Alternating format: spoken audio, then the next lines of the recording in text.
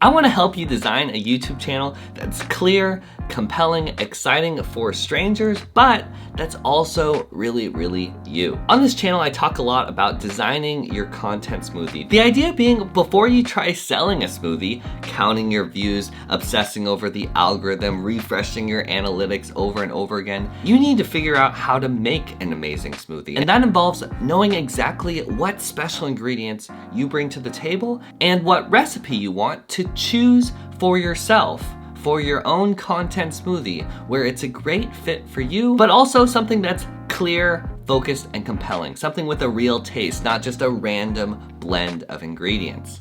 Last video, we talked about how to design a recipe for your YouTube channel. Today, we're approaching the same thing, but we're gonna try to get more in depth. To do this, I'm actually gonna be using my own YouTube channel as the example today. We're gonna be sorting through lots of ingredients, design choices I've made about the recipe for my own YouTube channel. And my hope is seeing this more fleshed out example and how it's played out in my content you've actually seen, that this can give you just a little more clarity about the direction for your YouTube channel. This video is definitely gonna be a big one. So if you're ready, buckle up, let's get right into it.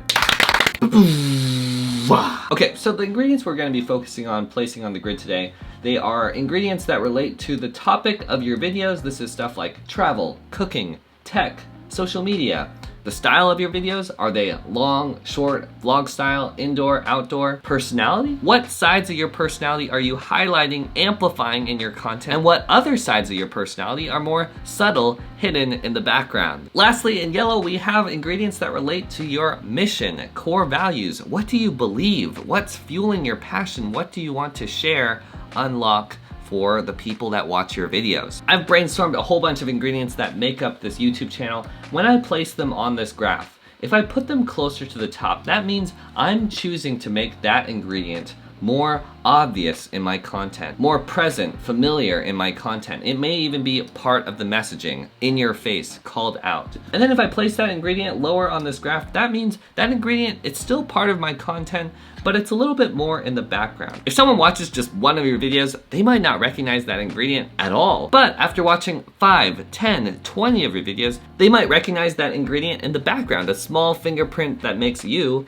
even more special and recognizable. So to start this off, I want to talk about the ingredients that relate to my mission, core values. Which core values, mission statements do I highlight, call out in all of my videos versus maybe more subtly in the background? So during the content smoothie process, when you're clarifying the mission, I really suggest you start here. We go really into this in this video. What's fueling your passion? If you could reach 1 million people, would you be excited to help them be more authentic, take more action, stay curious, be ambitious, personal growth? What fuels your passion? Which of these are you most excited to share with everyone? I like all the words on this list, but the one that stands out most to me is perspective. I love helping creators. It doesn't matter if you're a beginner, intermediate, expert. I love helping creators rethink things. I love that aha moment. I love being more thoughtful about the things we do and what we're passionate about. One broad general thing I want to blend up into every single one of my videos is perspective. Taking something you know and then getting excited about looking at that same thing from a different angle. Another way to find your mission, values, ingredients is to think about what you talk about in every single one of your videos. I say at the end of every single video, you are the change maker of your own life. Let's think more deeply, because I'm a big believer in finding solutions, taking personal responsibility, being more thoughtful about the problems in your life. I don't like waiting. I don't like complaining. I don't like making excuses. I'm a big believer that you really are the change maker of your own life. So I've very intentionally chosen to have that in every single one of my videos. Another thing I've put into a lot of my content is this idea of self-acceptance. It's not 100% called out in the same way as the you are the change maker thing, but I'm a big believer in self-acceptance, being yourself, knowing yourself. If you've seen my older videos, I talk about this all the time, how this is where confidence comes from, how this is where true progress comes from. And this authenticity piece is very present when I talk about finding your YouTube niche, being more thoughtful about the content you make, and taking responsibility, action steps to shape your future content for yourself. I don't like the one-size-fits-all advice. I'm a big believer in finding your own fit, and that comes from being yourself. And being yourself comes from loving yourself and knowing yourself. It drives me crazy when people complain about the algorithm or not uploading enough. Finding your own fit takes work, it takes practice, it takes a lot of thoughtfulness. But if that's something you really, really want, focus on what's in your control, take responsibility, take those action steps to make that happen. Another common thread on my YouTube channel is promoting long-term thinking. Making choices, designing something that will set you up for long-term success, set you up for a great fit long-term. Another big thing that pops up on my YouTube channel is self-criticism. I think self-criticism is awesome. There is a way to focus on what you can improve, focus on what you're doing wrong, so you actually have action steps, a plan, a path forward to get to where you want to be. So part of that involves accepting some of the harsh truths, some of the ways that we're not good enough, yet clarifying what's the right fit for us. What are we actually doing wrong? Am I actually on the path to reach the goals I dream about? I really love questioning everything, watching for patterns so we can find new perspectives, new action steps, answers to move forward towards the things we really care about. These are things that are in my videos a lot. I bring it up, tie it back to this a lot. There's some core values that are really major in your life, really inherent in your personality, that have informed some really major life decisions. If you're really that passionate about those things, they're such a big piece of your story, don't hide them, bury them in the back of your content. I used to do personal development content, and that was fun, that was great. It was a great learning experience, but that didn't actually highlight this side of me very well. It didn't highlight my obsession with helping people find their own fit. Think about your core values, the things that really burn inside of you. Does your content highlight, amplify, showcase those same core values well? Some other core values that are less obvious in my content. I'm a big believer in taking action instead of overthinking. My videos always have an optimistic spin to them, even though I'm super obsessed with self-improvement, what we're doing wrong. That's coming from a really optimistic place. Let's criticize ourselves now so we can improve and unlock the meaningful impact we dream about. I don't like getting distracted by the views, hype, attention. I really like appreciating the growth, creative journey. Serving, going the extra mile. These are things I don't like hammer home in every single one of my videos. But when you see a couple videos, you'll notice I'm always gonna have an optimistic spin. I'm always gonna be grateful for the journey. I wanna hone my craft, create an amazing experience for the people who watch my content, because I think I'm gonna be doing this for a very long time, and I really believe in the mission of this YouTube channel, and I know I can help a lot of people. If I were to think of ingredients that were really in the background of my content, still present but not very much highlighted all the time, one of them definitely would be mental health, taking care of yourself, feeling your feelings, being yourself. Vulnerability, you're gonna have to watch a lot of my content to notice it, but I'm fine opening up, I'm fine sharing how I'm struggling or feeling down. I don't want every single video to be this touchy-feely, vulnerable thing. That's just not sort of who I am, but it's a core value of mine, so it is present in the content more indirectly, subtly in the background. The last lowest core value I'd put on this list is ambition. I am very ambitious, a big dreamer, big believer in working hard, grinding to make things happen. But that work hard, always push for more, always reach for more side of me, I don't amplify a lot in my content. Even though I am ambitious, it is lower on my list because that's not what I'm excited to share with everyone. I don't care if you have the same goals as me, if you're working the same amount as me. What I personally am excited to share with everyone, it's perspective. If you're a small YouTuber, if you're a big YouTuber, even if you don't have a YouTube channel, the flavor I want obvious in my content smoothie in every single one of my videos is perspective, so we can be better change makers in our life and live more thoughtfully.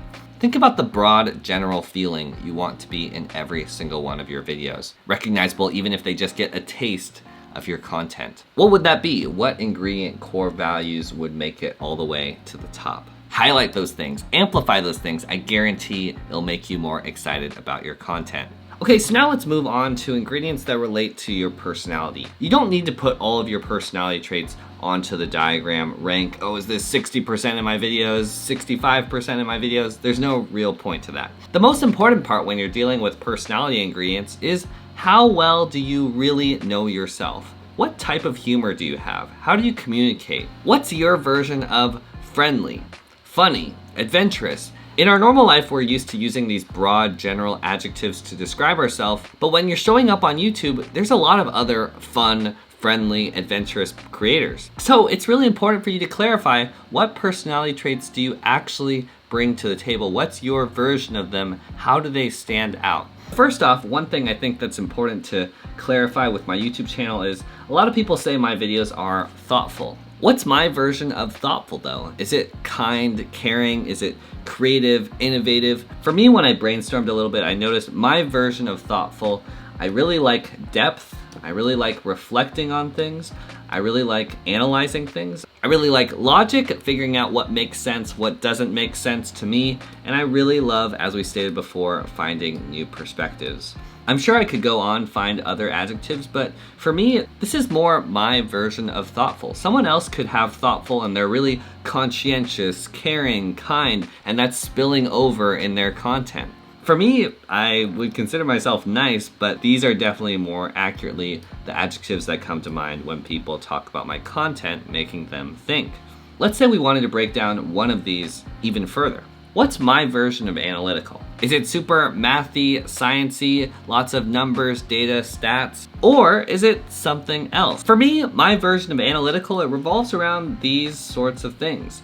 I really like pushing for accuracy, clarifying things, rethinking things, personalizing things so we can find a better fit. I like solving problems. I love my consulting calls because each channel, each creator presents a new puzzle, has different needs, goals, blind spots, curveballs. It's really fun to break that down, figure it out. We talked about this earlier, but I love being critical so we can find more accuracy and solve the problem. I love being observant, watching people, studying what they're doing for success and seeing how we can replicate it. If it's interesting or important, I'm fine going really, really nerdy on it. As you can tell from this digital whiteboard and the post-it notes, or if you happen to have crossed paths with my nerdy personality test deep dives, I'm really comfortable picking things apart, getting really, really granular, nerding out about things I'm excited about. But even though I really like depth and accuracy and studying sort of complicated, nebulous things, I also like thinking, how can I teach this? How can I explain this so I can share my excitement, understanding about this topic? If you feel like you're comparing yourself to another channel or copying them, think about your personality traits. Funny, competitive, strategic, whatever. See if you can clarify those things. Break them apart into smaller little pieces. When you break it apart like this, you can have more confidence that even if you see another creator that's analytical or funny, competitive, whatever, you now have more clarity, self-awareness, how you're different, how you can still separate yourself from the pack. Down here, I did the same thing with encouraging. My version of encouraging is pretty reserved. It's not the typical rah-rah, inspirational, motivational. I'm very idealistic, reach for the stars, your dreams are totally possible. But at the same time, I love reality checks. Some people that really rubs the wrong way because I'm not always the most emotionally empathetic. I like listening to, understanding the situation, but it's not really from a feelings, oh my gosh, that must have been hard. It's coming from a much more solutions-oriented place. How can we take action with that? How can we fix it? And then inviting, even though I'm not the most feeling sensitive type of encouraging, I think I'm pretty good about offering advice in a way where I'm not judging them, where I really do believe in them, where I really do want to help them or understand the situation. This is my version of encouraging. Notice how so many other creators would have a completely different answer for their type of encouraging. This is why it's so important to go past the surface, really understand yourself. Notice the special things you are bringing to the table. We just did this with 3 adjectives, and look how much clarity there is underneath. The point of this exercise isn't to overthink things. It's to know yourself so you can be yourself and build that awesome fit for your YouTube channel. Underneath this card, I did the same splitting, clarifying thing for my type of humor. Underneath this card, I clarified how I am very introverted. I love one-on-one conversations, quality time. In pink, I put an ingredient I'm horrible at. In groups, especially loud groups with a lot of extroverts, I am super reserved. I am dead silent. Because of that, in my real life, I try to limit those types of situations. On YouTube, I want to highlight this side of me. I know I'm really, really good one-on-one. That's why I do these talking head videos, but on top of that, I've recently chosen to highlight my conversations with other creators because I think it highlights a side of me that's really special. If you're super loud, charismatic, extroverted, you might want to show yourself in those types of situations, highlighting how you command attention, make people laugh. If you're really good at extroverted group situations, see if you can design a content style that shows that side of you. My version of logic, I've noticed, is very personalized to the individual. I really love figuring out what logically makes sense to me, the individual. Or if one individual person brings me a problem, I love figuring out what's the specific best fit for them. I'm holding myself from the full nerdy rant, but in cognitive function theory terms, this is something called introverted thinking. This is logic that really likes finding correctness, accuracy. It's very personalized to the individual. In Myers-Briggs, if you're in INTP, ENTP, ISTP, ESTP, oftentimes INFJs as well, there's certain personality types that really like this type of logic. On the other hand, there's other personality types that use extroverted thinking. Instead of obsessing over correctness, they like just finding what works, what's effective. It's the type of logic that likes finding broad truths, rules for how things work, and then using those rules to create a system to get things done. They tend to really like broad generalizations. In Myers-Briggs, this would be an ENTJ, INTJ, ISTJ, ESTJ, oftentimes some ENFPs as well. They prefer getting things done, building systems that work, and creating broad generalizations so they can get things done. This is not my preference for logical decision making at all.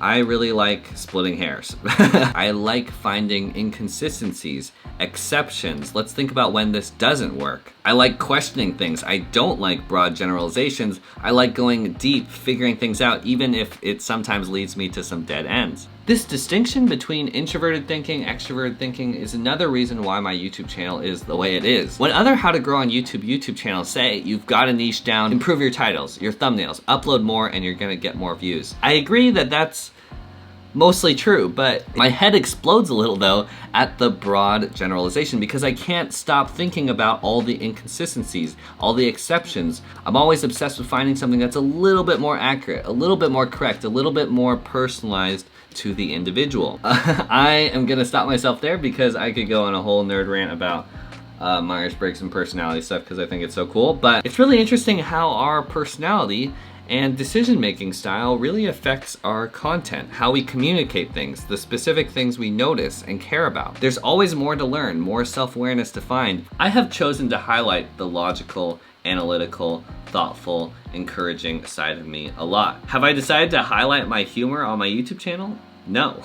But other creators, that's the perfect fit for them to do. So I'm looking at the edit. This video is running a little long. I think I'm gonna cut it here and release part 2 in 2 days. Today we sorted out ingredients relating to your mission, core values, your personality. These particular ingredients are a little abstract. They're sort of intangibles around your YouTube channel, but they're still really, really important. In the next video, we're gonna be talking about the more literal, tangible stuff. Your YouTube channel isn't just a dictionary of stuff about a one-word topic. You're not just a react channel. You're not just a travel channel. This content smoothie process, these questions, these exercises are to help you turn your dictionary, your gallery of random content into something that's a real story, with depth, with personality. I'm excited to see you in part 2. Hit that subscribe button, notification bell if you haven't yet already. In the meantime, while you wait, I think you might enjoy this particular video. You are the change maker of your own life. Let's think more deeply. I'll see you guys in the next one. Peace, peace. Bye.